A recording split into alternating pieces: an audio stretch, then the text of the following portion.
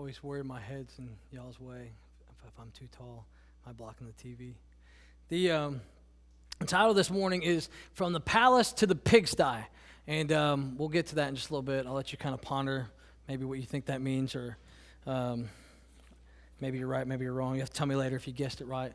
I want to give you guys a brief understanding of where I'm coming from, because there's a lot of people I know in here, and there's a lot of people I don't. And so I'm going to share as briefly as I can a part of my story, because it's going to connect you with me and kind of where I'm coming from as we look at God's Word this morning. But for those of you guys who don't know me, I'm Matt Beers. I am the executive pastor here on staff. Will is getting a very much needed break. He's getting a little vacation time with his bride, and I think they're beautiful Chattanooga or something like that. So they've retreated to the mountains, and hopefully they have a good vacation. But I'm going to teach the next 2 weeks on vision, and specifically this week is something that's really close to my heart. I've been in Luke studying personally for myself for a while now, and I kind of want to give you guys what God has been giving to me. So I told you to tell a little bit about my story. When I was 5, I looked at my mom, and I tell Mom, I'm not going to have a regular job when I grow up.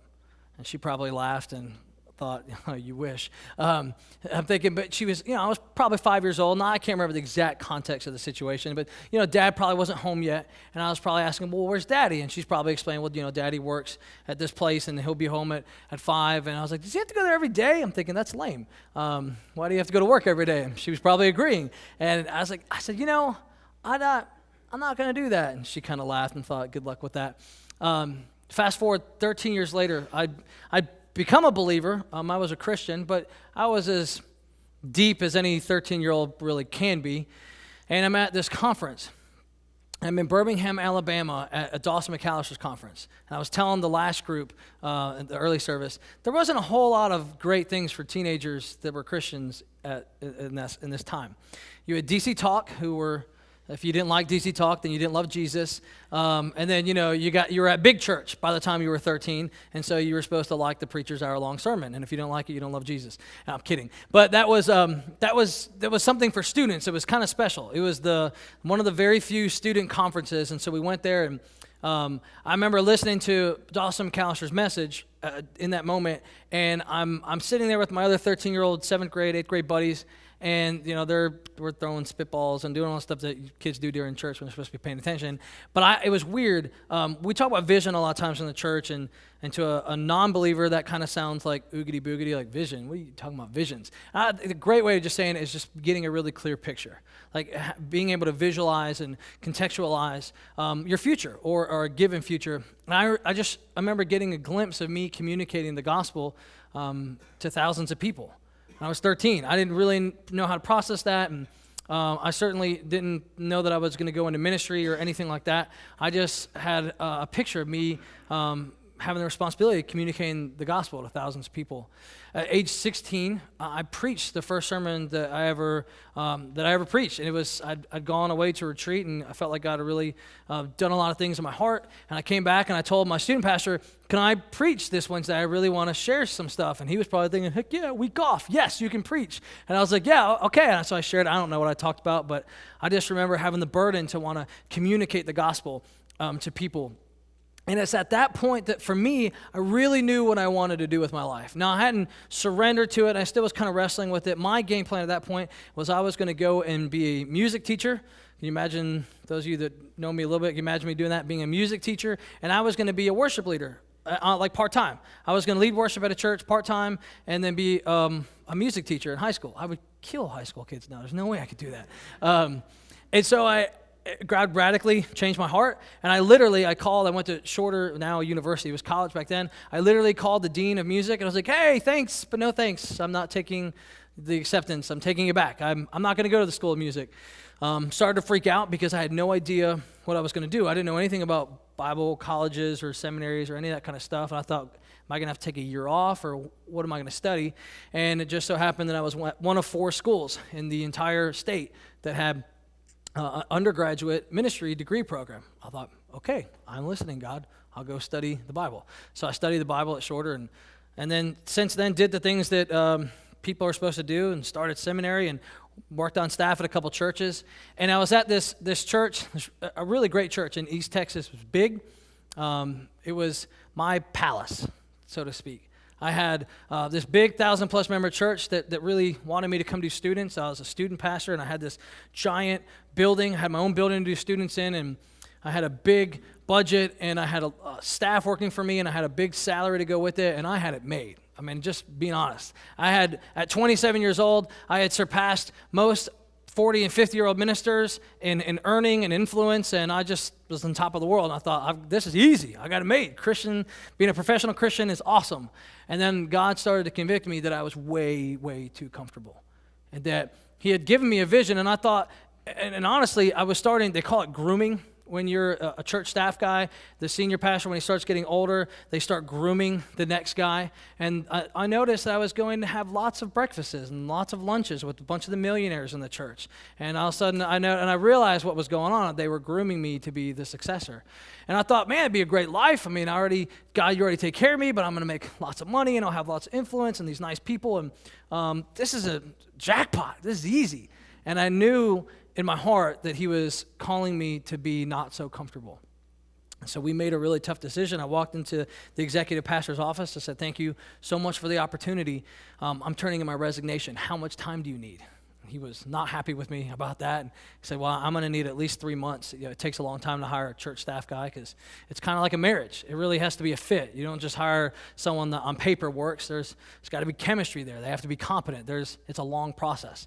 So I said, okay, I'll give you 3 months, and then I'm going to go plant a church.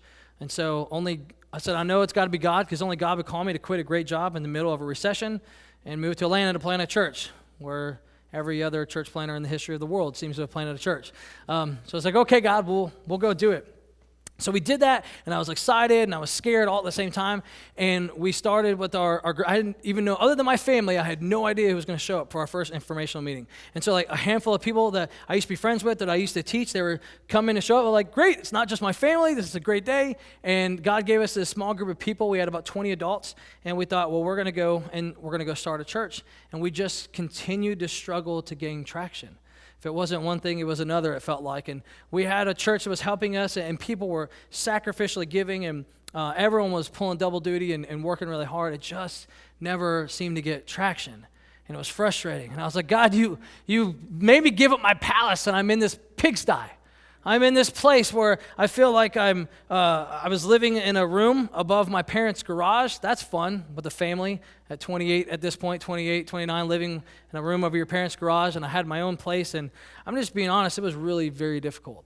I looked at some of my journal entries, and I thought about reading them. I'm like, no, they're too depressing. I don't want to freak everybody out. But I mean, I was keeping a journal at the time, and I just was struggling. It was such a hard thing to do. It was like, God, I know that I'm following you. I know that you're leading me, but where? This is really tough, and I don't know what to do. I felt like because God was building such a strong vision into what he wanted to do in my life, it was really the only thing that kind of pulled me through. Because it was interesting, I kept getting pulled in other directions. I had a guy that wanted me to come do a business with him, and then since I was struggling, I had all these like job offers coming in to go work for other churches. I'm like, that'd be really great to have financial stability and all that kind of stuff, but I'm really supposed to do this. But I didn't know what to do. I didn't have the answer. And it was interesting, we came to downtown Canton, just random. My wife had heard about this thing called the Great Pumpkin Festival. They do it in Canton in October, and she said we should go to it. It was free. I was like, okay, I'll go do something free. I don't have any money to do anything else. So we came to downtown Canton, and it's really cool. If you've never been a part of it, the shops and different stores here open up their facility, and kids basically trick or treat, and you give them candy, and then it's a cool way to interact with the community. And so, of course, Oakleaf, being passionate about reaching people in the community and connecting with the city, they opened up their doors. And so we saw their signs over the place that there was a candy walk. And I'm just being real honest. I remember seeing that. I'm like, I'm not going to that stupid church with their nice fancy building and their fancy stuff and actual people. I'm not going there. I don't want to be in their building. I'm like, here, I'm struggling as a church planner. I'm not going to that stupid church. And my wife's like, your daughter wants candy. We're going.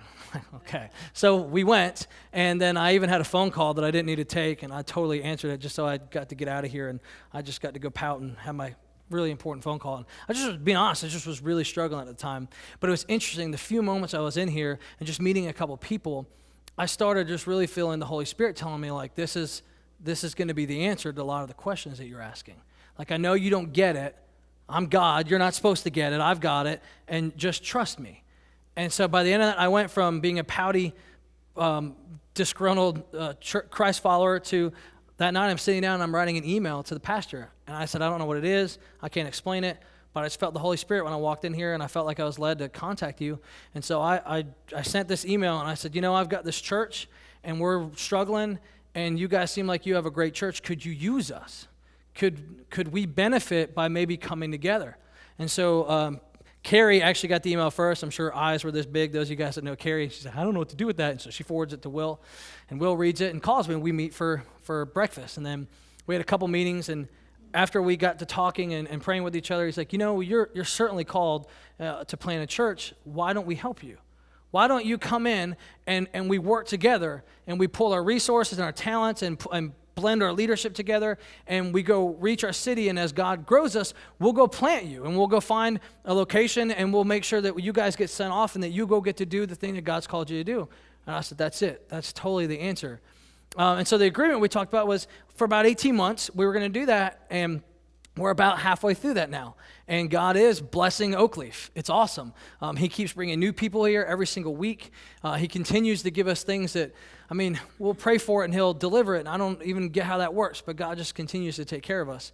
We have a board that we put prayer requests on, and I feel like, I don't know, Matt, 2 months ago, we had no musicians other than you and Will, and then God just keeps sending us musicians. That was one of the prayers we prayed about. We had some financial things. Said, God, we don't know how this is going to happen. We just started praying for it, and God started just providing the finances. And so it's exciting to be a part of Oakleaf. I've said this for a couple months now, but I really believe it. There's really never been a better time to get involved with this church. There's not. Because I feel like you're on the ground level of all the amazing things that God has in store for us. That there are so many different things. I'm not allowed to share them. You'll have to wait for Pastor Will to get back. But there are so many exciting things that are coming right around the corner that you guys all get to be a part of. That a year, 2 years, 3 years from now, we're going to get to say things like, you guys remember when? You remember back in 2013 when we were at this point? And then we'll be talking about all the things that God had done since then. It's right on the precipice of where God is getting ready to move us. And one of those things that I can share is in 2014, we're going to go launch another church. It's going to be exciting. I'm going to go, there's a community that I'm kind of falling in love with, and I feel like God has given me a heart for them. And as he continues to grow and raise up believers and raises up leaders and gathers resources, that he's going to give us the opportunity to go and go minister over there. And the coolest thing, we were talking about this last week, is that some of you, you'll be called to go with me. It'll be awesome. And some of you will be called to stay here. And this is the cool thing. For those of you guys that are called to stay here, that, the people that we haven't even reached yet, that someone will come and give their life to Christ here, and they'll be a part of this congregation, they'll give, and this is the neat thing, even if they give $1, they'll be able to say that because Oakleaf will be supporting us as we go to plant a church, the people that can give $1 can actually say, like, there are marriages that are being restored in a whole nother city. You'll probably never even get to meet these people, but they'll get Jesus because you were generous. Isn't that cool to think about that? There will be people that right now, marriages are on the rocks, and they're struggling with addiction, and maybe they don't know Jesus at all. They couldn't be farther away from him. And because of the fact that Oakleaf is willing to do something crazy like plant a church, there's going to be people that meet Jesus because of how generous the people of Oakleaf are. We're at a really good church. I hope you get that this morning. And I told the first service this.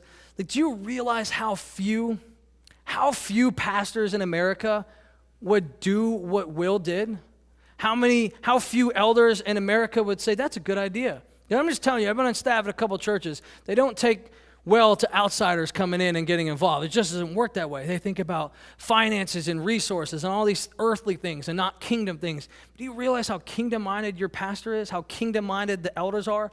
That they would bring a church planter in and say, hey, gather a team. We're going to give you money and resources, and we want to go help spread the gospel. Nobody does that. It's really sad because when I read the scriptures, that's the kind of stuff that the scriptures talk about. But so few pastors are willing to do that. We're at an excellent church. And I thought that as I was preparing for this, and we're getting ready to jump into Luke chapter 15, I want to talk about a guy that literally went from the palace to the pigsty. And something that's exciting to me about being at Oakleaf is we're on mission here. And you may say, well, you're on mission. What does that mean? Well, it's real simple. Every church words it a little bit differently. Depends upon what church you go to. But the mission's easy. It's Matthew 28:19. I mean, basically, when Jesus was leaving, he said, okay, there's one objective. It's make disciples. Not necessarily get people to pray prayers or get people to walk aisles or any of that kind of stuff. Make disciples. And we need those disciples to make other disciples. That's what the end of Matthew teaches, and that's what we're about here at Oakleaf. Staying on mission is difficult, and I think it's difficult for God's people to be on mission when they live in their pigsty. And so vision, why we're talking about this, is getting the perspective from God's angle to make sure that we're never there. In Luke chapter 15, go ahead and turn to 15:11. You may be familiar with this. This is the passage of the prodigal son.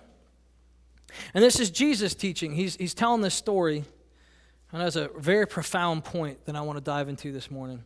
In verse 11 it says, "And he said, there was a man who had 2 sons. And the younger of them said to his father, 'Father, give me the share of property that is coming to me.'" I was telling the first service, do you know how offensive that is? Basically, he went to Dad, "Hey, Dad, I know you're not dead yet, but I'd really like a cut of your 401k. Like, I know the house is valued at X amount of dollars, and, I really am entitled to my cut. So, yeah, I'm going to need that right now.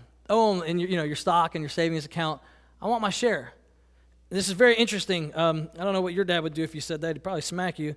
And this is what the father said. He divided the property between them. Now, there were 2 sons in this family, and so the way it worked back then is the oldest son got a double portion. So if there were 2 sons, the oldest son would get 2/3 of the estate, and the younger son would get 1/3 of the estate. And so basically he got 1/3 of all of his dad's wealth, and he did that. He obliged and he gave it to him, and Jesus doesn't really say why. We just know that he did. What's interesting is what follows. Not many days later, this is verse 13, not many days later, the younger son gathered all that he had, and he took a journey into the far country. And he squandered his property in reckless living. So this far country, this idea, it's a picture of going away from the Father. That he is taking what he feels is rightfully his, ahead of its time, and he is leaving the Father, and he's going to this other land. We know that he squanders it on reckless living. And when he had spent everything, severe famine rose in that country, and he began to be in need. That happens, doesn't it? What do they call it? Murphy's Law? Anything that can happen will happen. So it's not just that he's broke and then he spends everything his dad gave him, just like punk kids do, but then famine hits the land, and not only is it tough because he's broke and everyone's broke. Everyone's dying. I mean, the agricultural society of this time, when your cows are dying and your crops are dying, you're dying. This is the currency. There's no other way of trading and bartering if you don't have your crops, if you don't have your animals. Everyone's dying, and he's in big trouble. And when he had spent everything and had severe famine in the country, he began to be in need. So he went and hired himself out to another citizen of that country, and it sent him into the fields to feed the pigs. So this is a very humiliating experience. This wealthy landowner's son goes from his palace and takes all these riches. And we don't know exactly how much the estate is, but we're to believe it's pretty substantial. And he squanders it, a reckless living. And then he's in this place, this pagan place, the far country, and he has to go to these pagans and say, "Hey, I need a job." And so the job that he's assigned to is looking after pigs. This is way, way beneath the palace standards that he was used to. This was humiliating. And he was longing to be fed with the pods that the pigs ate, and no one gave him anything. I love this next verse. It says, "But when he came to himself," basically saying when he came to his senses, the kids finally woke up, and he said, "How many of my father's hired servants have more than enough bread? But I perish here with hunger." And then you see this internal dialogue. It's very interesting. He's having this conversation with himself. He says, "I'll arise and go to my father. And I'll say to him, 'Father, I've sinned against heaven and before you. I'm no longer worthy to be called your son. But treat me as one of your hired servants.' And he arose and came to his father. But while he was still a long way off, the father saw him and felt compassion and ran and embraced him and kissed him. And the son said to him, 'Father, I've sinned against heaven and before you. I'm no longer worthy to be called your son.' But quickly the father said to his servants, 'Bring quickly the best robe, and I'll put it on him, and a ring on his hand and shoes on his feet.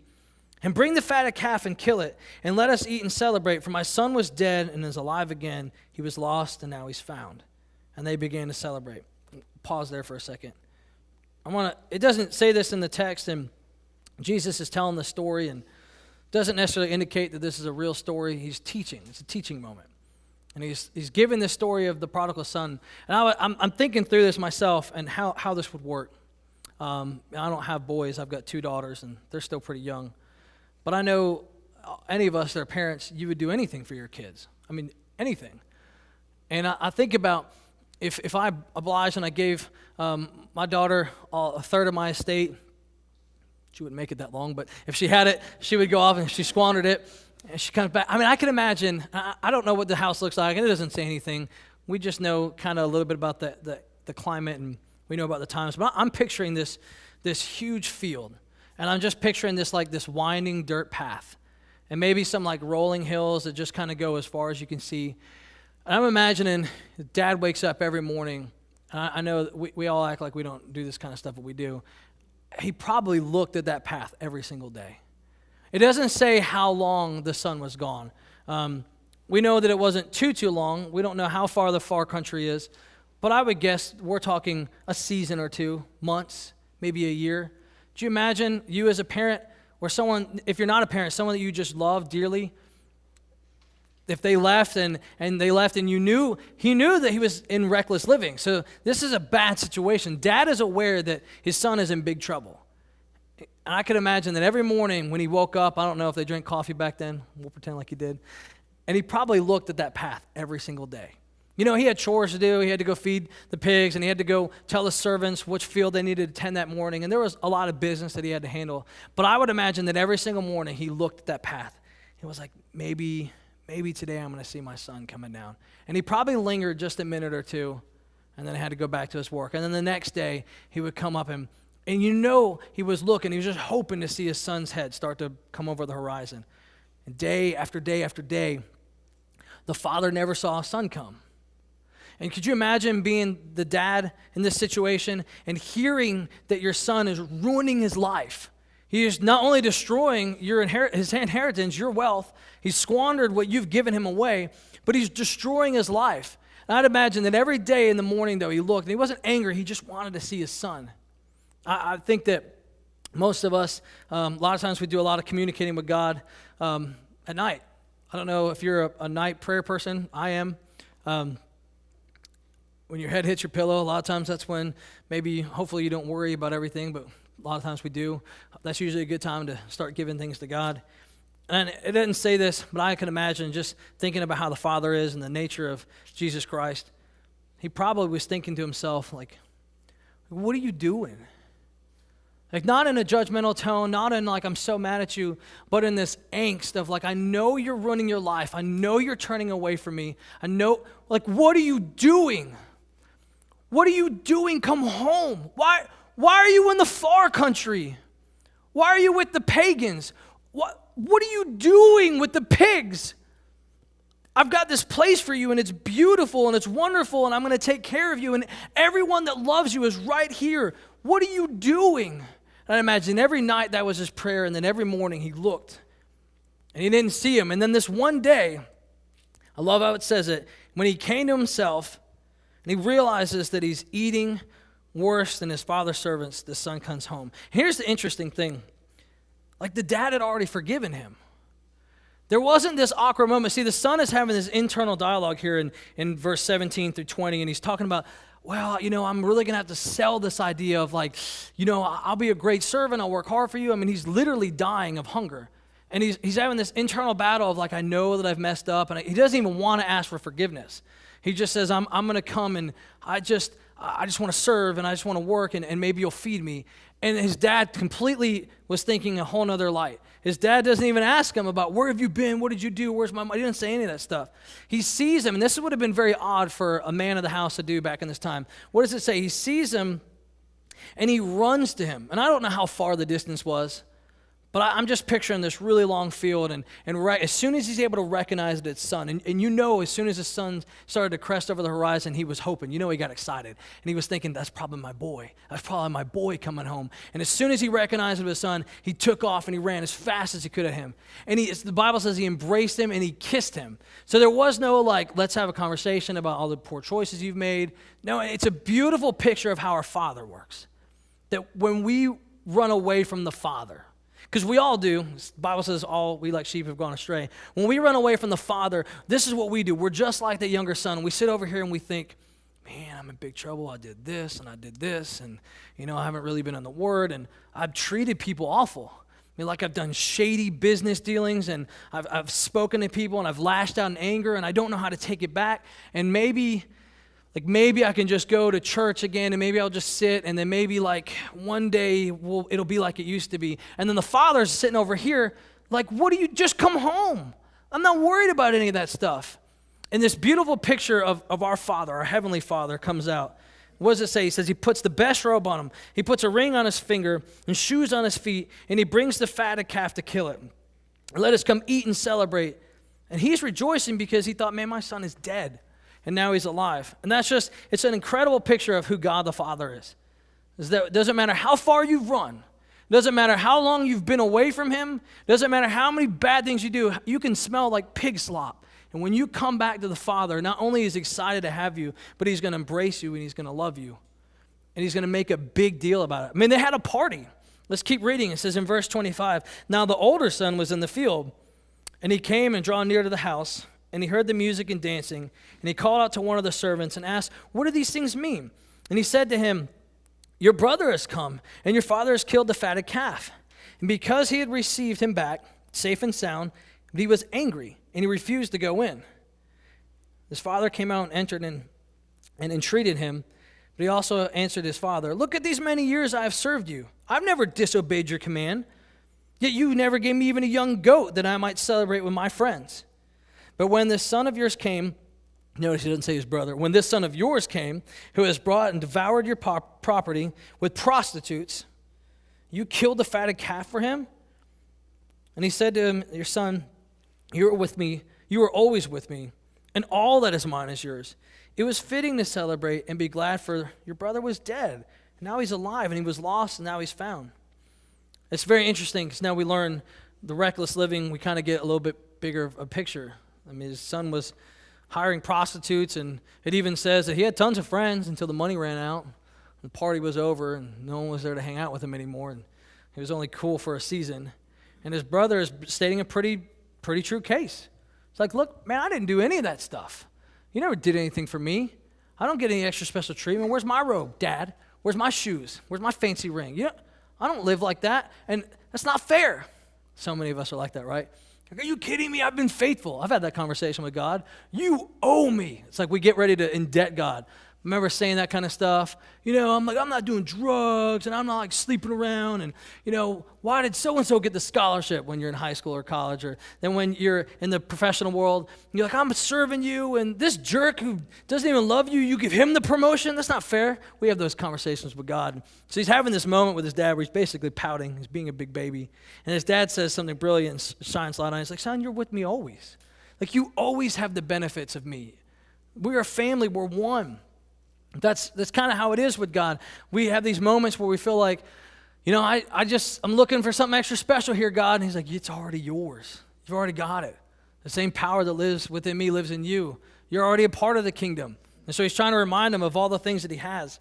And I think it's a great picture of all the stuff that we all think, we all go through seasons, and for each of us it's different. All the stuff that we try to fill our lives that's not God never works. Ever. Have you ever heard anyone say this? Man, I said no to Jesus, and it was the best decision I ever made in my life. I had a conversation with God, and he extended it to me, and I said no to him, and my life has worked out really, really great. Nobody says that. In fact, the exact opposite is usually true, right? You have a conversation with someone that they love Jesus because that's all they talk about is Jesus, and they're like, dude, I made this decision, and I repented, and I turned to him, and man, my life has never been better. And they're not saying things like, I make more money, or I have nicer cars, or my kids are more well-behaved, or my 401k is more padded. They don't talk about that kind of stuff. it's probably not even what they're meaning. They're like, my life has meaning and has purpose because I said yes to God. I don't know exactly where you are at this morning. I know a lot of you. I don't know a lot of you. But I wonder what kind of vision that you have for your life. For me, I was very fortunate. It was made very clear to me at a really young age. Not everyone's called to be in ministry or be a preacher. I had this conversation with someone the other day. Thank God that not everyone is called to be in ministry. We need lawyers. We need CEOs. We need doctors. We need nurses. We need teachers. We need businessmen. We need small business owners. We need politicians who love Jesus and serve in this world. We're not going to get it done if this is like the fort. If all the professional Christians are at the fort, we're all in trouble because we're not in the world. And I wonder how many of you, maybe you're like the older brother, and you really never have gone away from the Father. And I would implore you to learn from the words of Jesus here in Luke 15, and that you're with him. And don't be discouraged. I used to hear people say, oh, I need to do some bad things, so my testimony sounds awesome. No, you don't. Stay with the Father. All the other junk in the world that you want to fill, it's not going to make you happy the way that God does. How many of you have a vision for your life like the younger brother? It's very interesting. He had no vision, right? I mean, no vision, no real long-term plan. His plan was a seasonal plan. I'm going to go take this money. I'm going to go to the far country. I'm going to have a good time. This is going to be awesome. I'm going to party it up. And it was good. He probably had a great time. And then the money ran out and the friends ran out and he was starving to death.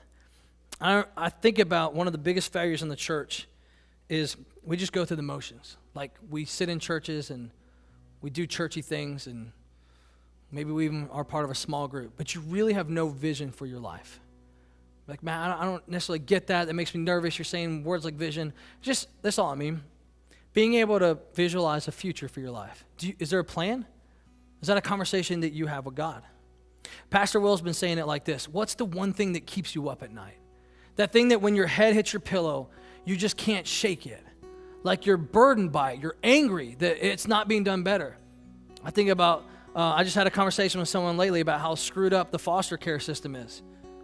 And that burdens that person and it makes them angry. And they're actively pursuing, trying to fix it and make it better. What's the thing that God has put in you? For me, it was to speak for a living and to share the gospel for a living. For some of you, it's going to be being the best mom that you could be and raise godly children. For some of you, you're business owners or you're in a place of employment where you have influence and you can point people to Jesus every day. Some of you guys serve people as teachers and civil servants. What's your thing? What's your niche? What are you passionate about? What do you love? My prayer for you guys this morning is that no one leaves here without at least considering that it's time to start talking to God. Like, what's the vision for your life? Don't just go through the motions. It's so hard to be on mission for God if you're not pursuing him, if there's not something that is burning in you that you've got to share with the world.